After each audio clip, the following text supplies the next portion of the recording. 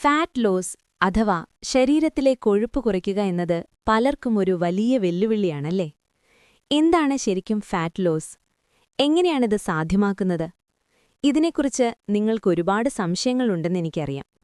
ഇന്ന് നമ്മൾ ഫാറ്റ് ലോസുമായി ബന്ധപ്പെട്ട നിങ്ങളുടെ എല്ലാ പ്രധാന ചോദ്യങ്ങൾക്കും ഉത്തരം നൽകാൻ പോവുകയാണ്.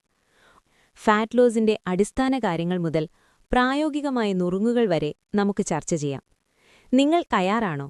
എങ്കിൽ നമുക്ക് തുടങ്ങാം. ആദ്യമായി, എന്താണീ ഫാറ്റ് ലോസ്? ശരീരഭാരം കുറയ്ക്കുന്നതും ഫാറ്റ് ലോസും ഒന്നാണോ? അല്ല, അവ ഒന്നല്ല.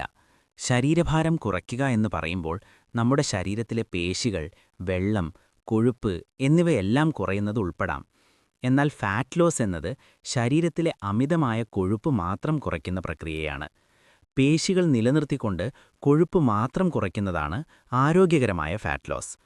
ഇതൊരു സാധാരണ തെറ്റിദ്ധാരണയാണ്. പലരും വെയിങ് സ്കെയിലിലെ നമ്പർ കുറയുന്നത് കണ്ട് സന്തോഷിക്കും, പക്ഷേ അതിൽ പേശികളുടെ നഷ്ടവും ഉൾപ്പെട്ടിട്ടുണ്ടാകാം. അതത്ര നല്ലതല്ല. ഫാറ്റ് ലോസിനെക്കുറിച്ച് സംസാരിക്കുമ്പോൾ എപ്പോഴും കേൾക്കുന്ന ഒരു കാര്യമാണ് കലോറി ഡെഫിസിറ്റ്. എന്താണിത്? ഇതെങ്ങനെയാണ് പ്രവർത്തിക്കുന്നത്? വളരെ ലളിതമായി പറഞ്ഞാൽ, നമ്മുടെ ശരീരം ഒരു ദിവസം ഉപയോഗിക്കുന്നതിനേക്കാൾ കുറവ് കലോറി കഴിക്കുന്നതിനെയാണ് കലോറി ഡെഫിസിറ്റ് എന്ന് പറയുന്നത്. നമ്മുടെ ശരീരം പ്രവർത്തിക്കാൻ ഊർജ്ജം ആവശ്യമാണ്. ഈ ഊർജ്ജം കലോറിയായിട്ടാണ് നമ്മൾ ഭക്ഷണത്തിലൂടെ സ്വീകരിക്കുന്നത്. നിങ്ങൾ കഴിക്കുന്ന കലോറിയേക്കാൾ കൂടുതൽ കലോറി നിങ്ങളുടെ ശരീരം കത്തിച്ചു കളയുമ്പോൾ ശരീരം ഊർജ്ജത്തിനായി സംഭരിച്ച കൊഴുപ്പിനെ ആശ്രയിക്കാൻ തുടങ്ങുന്നു. ഇതാണ് ഫാറ്റ് ലോസിന്റെ അടിസ്ഥാന തത്വം. ഇതൊരു മാന്ത്രിക വിദ്യയല്ല, ശാസ്ത്രമാണ്. കലോറി ഡെഫിസിറ്റ് മനസ്സിലായി. പക്ഷേ ഫാറ്റ് ലോസിനായി ഞാൻ എന്ത് കഴിക്കണം? എന്തൊക്കെ ഭക്ഷണങ്ങളാണ് ഒഴിവാക്കേണ്ടത്? പ്രോട്ടീൻ സമ്പൃഷ്ടമായ ഭക്ഷണങ്ങൾ നിങ്ങളുടെ ഡയറ്റിൽ ഉൾപ്പെടുത്താൻ ശ്രമിക്കുക. മുട്ട, ചിക്കൻ, മത്സ്യം, പയറുവർഗ്ഗങ്ങൾ എന്നിവയെല്ലാം ഇതിൽപ്പെടും. പ്രോട്ടീൻ പേശികളെ സംരക്ഷിക്കാനും വയറ് നിറഞ്ഞതായി തോന്നാനും സഹായിക്കും. അതുപോലെ ഫൈബർ അടങ്ങിയ പച്ചക്കറികളും പഴങ്ങളും ധാരാളം കഴിക്കുക. ഒഴിവാക്കേണ്ട ഭക്ഷണങ്ങൾ: പഞ്ചസാര ചേർത്ത പാനീയങ്ങൾ, സംസ്കരിച്ച ഭക്ഷണങ്ങൾ, അമിതമായ എണ്ണയിൽ വറുത്ത പലഹാരങ്ങൾ എന്നിവ പരമാവധി കുറയ്ക്കുക. ഇവയെല്ലാം ഉയർന്ന കലോറിയും പോഷകങ്ങൾ കുറഞ്ഞതുമാണ്. വെള്ളം കുടിക്കുന്നതും നന്നായി ഉറങ്ങുന്നതും ഫാറ്റ് ലോസുമായി എങ്ങനെ ബന്ധപ്പെട്ടിരിക്കുന്നു? ഈ ചോദ്യം വളരെ പ്രധാനപ്പെട്ടതാണ്.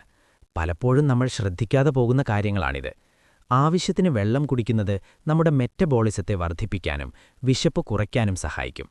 ദിവസവും 8-10 ഗ്ലാസ് വെള്ളം കുടിക്കാൻ ശ്രമിക്കുക. ഉറക്കത്തിന്റെ കാര്യത്തിൽ മതിയായ ഉറക്കം ലഭിക്കാത്തത് ഹോർമോൺ വ്യതിയാനങ്ങൾക്ക് കാരണമാകും. ഇത് വിശപ്പ് വർദ്ധിപ്പിക്കുകയും കൊഴുപ്പടിഞ്ഞുകൂടാൻ പ്രേരിപ്പിക്കുകയും ചെയ്യും. ദിവസവും 7-8 മണിക്കൂർ ഉറങ്ങുന്നത് ഫാറ്റ് ലോസ് പ്രക്രിയയെ വളരെ സഹായിക്കും. ഫാറ്റ് ലോസ് ഒരൊറ്റ ദിവസം കൊണ്ട് സംഭവിക്കുന്ന ഒന്നല്ല. ഇത് സ്ഥിരമായ പരിശ്രമവും ക്ഷമയും ആവശ്യമുള്ള ഒന്നാണല്ലേ? തീർച്ചയായും. ഫാറ്റ് ലോസ് എന്നതൊരു യാത്രയാണ്, ഒരു മാരത്തോൺ പോലെ. അതിന് സ്ഥിരത ആവശ്യമാണ്. ചെറിയ മാറ്റങ്ങളിലൂടെ തുടങ്ങി ആരോഗ്യകരമായ ശീലങ്ങൾ ജീവിതത്തിന്റെ ഭാഗമാക്കുക. നിങ്ങൾ ഒറ്റയ്ക്കല്ല ഈ യാത്രയിൽ, പതിയെ മുന്നോട്ടു പോകുക. ഇന്ന് നമ്മൾ ഫാറ്റ് ലോസുമായി ബന്ധപ്പെട്ട നിങ്ങളുടെ പ്രധാനപ്പെട്ട എല്ലാ ചോദ്യങ്ങൾക്കും ഉത്തരം നൽകാൻ ശ്രമിച്ചുവെന്ന് കരുതുന്നു. ഈ വിവരങ്ങൾ നിങ്ങൾക്ക് പ്രയോജനപ്പെട്ടുവെന്ന് വിശ്വസിക്കുന്നു. നിങ്ങൾക്കിനിയും എന്തെങ്കിലും സംശയങ്ങളുണ്ടെങ്കിൽ കമന്റ് ബോക്സിൽ ചോദിക്കാവുന്നതാണ്. ഈ വീഡിയോ ഇഷ്ടപ്പെട്ടാൽ ലൈക്ക് ചെയ്യാനും ചാനൽ സബ്സ്ക്രൈബ് ചെയ്യാനും മറക്കരുത്. അടുത്ത വീഡിയോയിൽ കാണാം. അതുവരെ ആരോഗ്യത്തോടെയിരിക്കും.